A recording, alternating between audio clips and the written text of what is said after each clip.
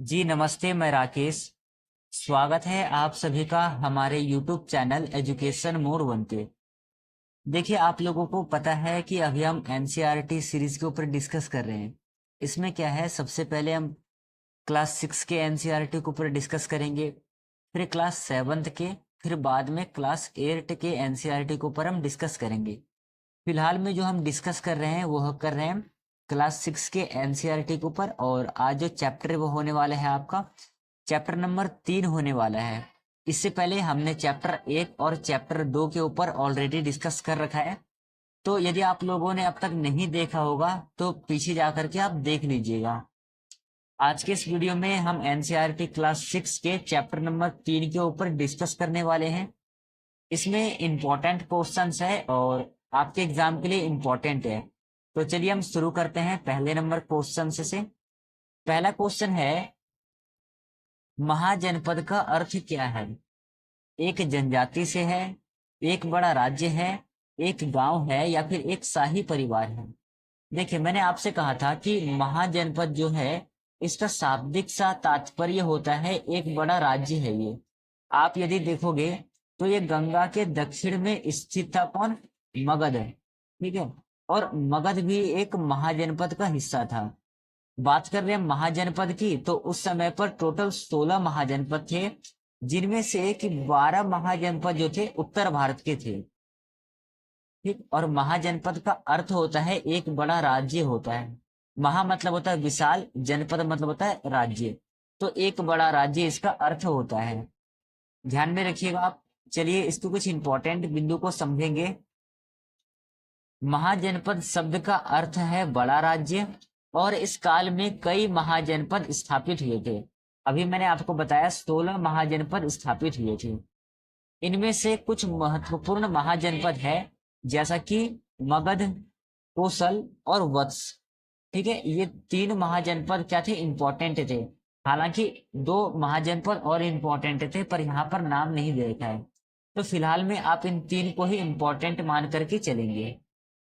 चलिए दूसरा क्वेश्चन देखिएगा। सेकंड नंबर का क्वेश्चन है कि राजा किस प्रकार से शासन चुना जाता था?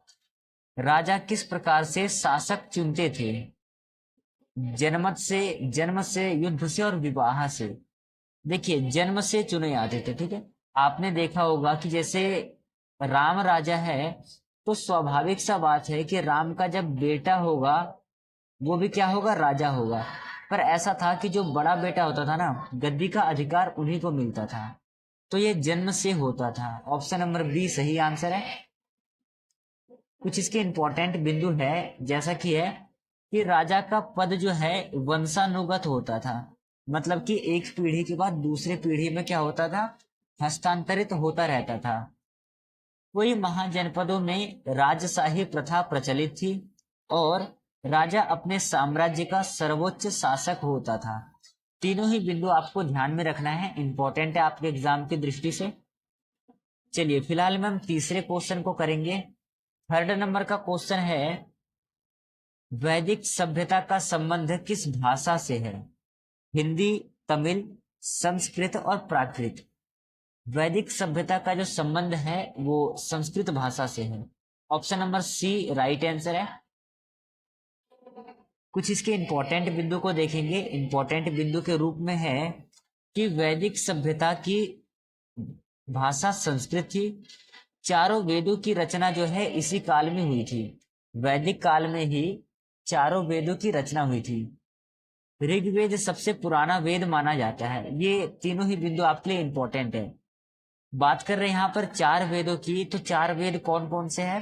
पहला है ऋग्वेद, दूसरा है यजुर्वेद, तीसरा है सामवेद और चौथा है अथर्ववेद। इन चारों ही वेदों में से सबसे पुराना जो वेद है ये माना जाता है ऋग्वेद को। और जो रचना होती है वेदों की वो कब होती है? 3500 वर्ष पूर्व होती है। इसका समय क्या है? 3500 वर्ष। ये ध्यान में रखना है आपको। चलिए अगला क्वेश्चन देखिएगा। नेक्स्ट क्वेश्चन है आप सभी का, ऋग्वेद की रचना किस काल में हुई थी? पुरापाषाण काल में, उत्तरवर्ती वैदिक काल में, प्रारंभिक वैदिक काल में और सिंधु घाटी सभ्यता के समय में? चारों में से सही आंसर है प्रारंभिक वैदिक काल में इसकी रचना हुई थी। इसके बाद जो अन्य 3 रह जाते हैं वेद, यजुर्वेद, सामवेद, अथर्ववेद, इनकी रचना उत्तर वैदिक काल में हुई थी। ये दोनों ही बिंदु आपको ध्यान रखना है।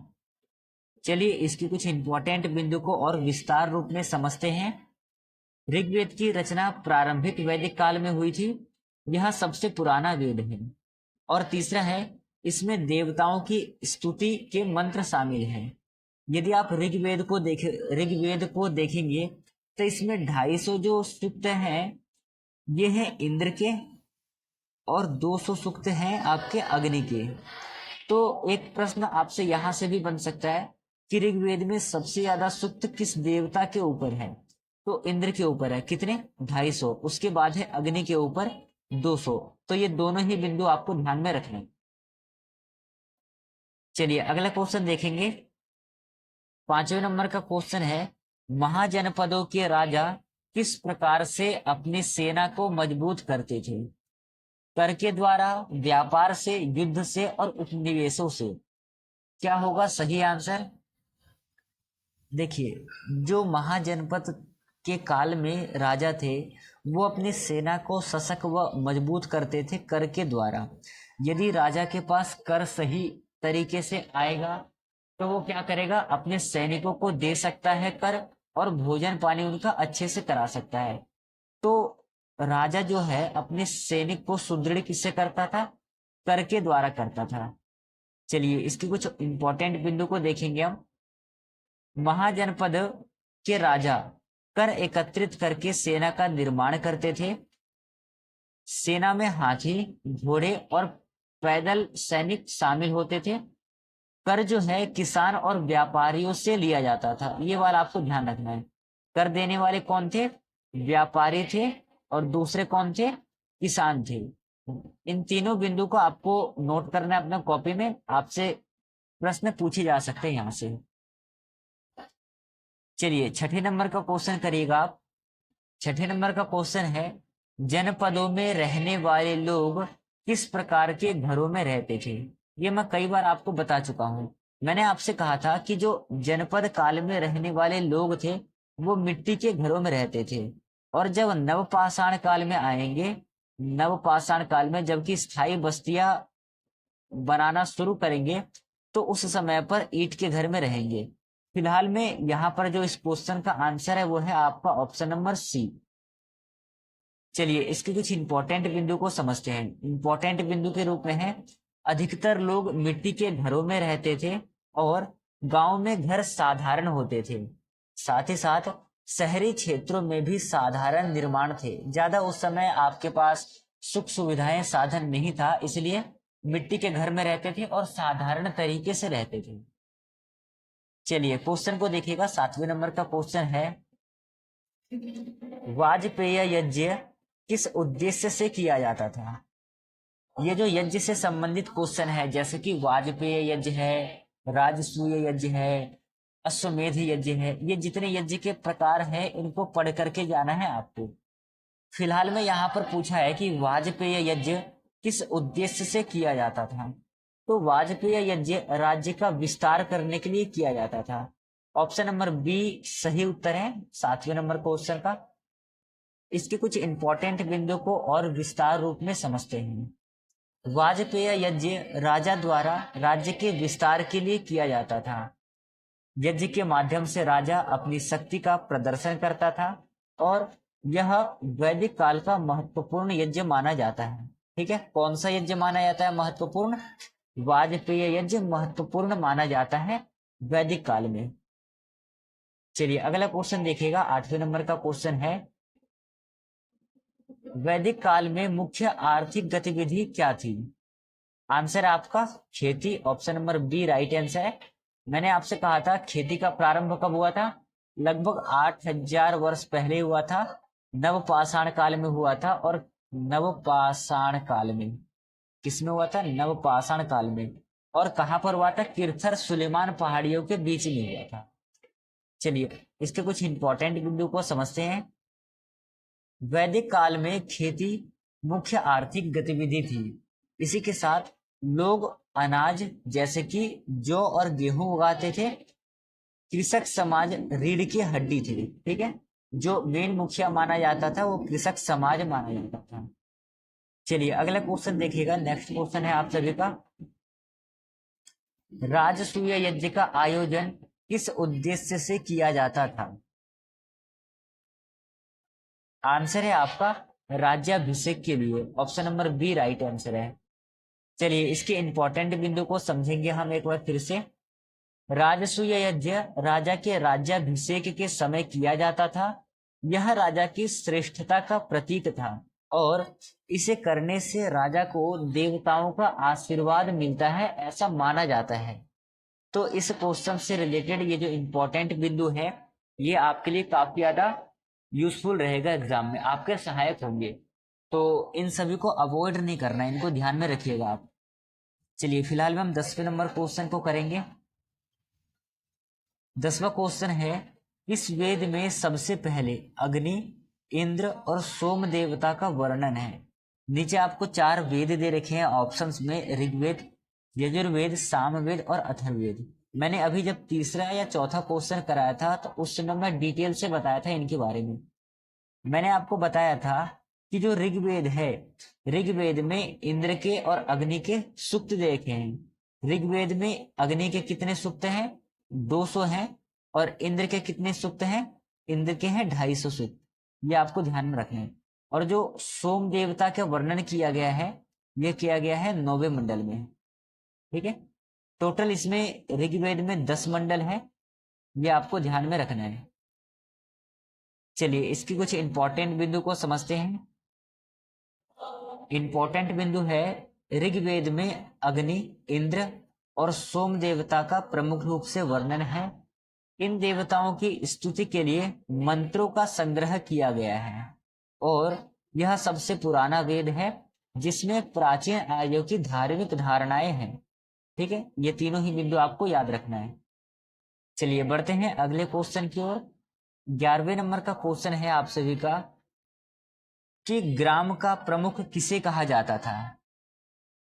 सही आंसर है ऑप्शन नंबर सी, ग्रामीणी को ग्राम का प्रधान कहा जाता था। चलिए इसके कुछ इंपॉर्टेंट बिंदु को देखेंगे।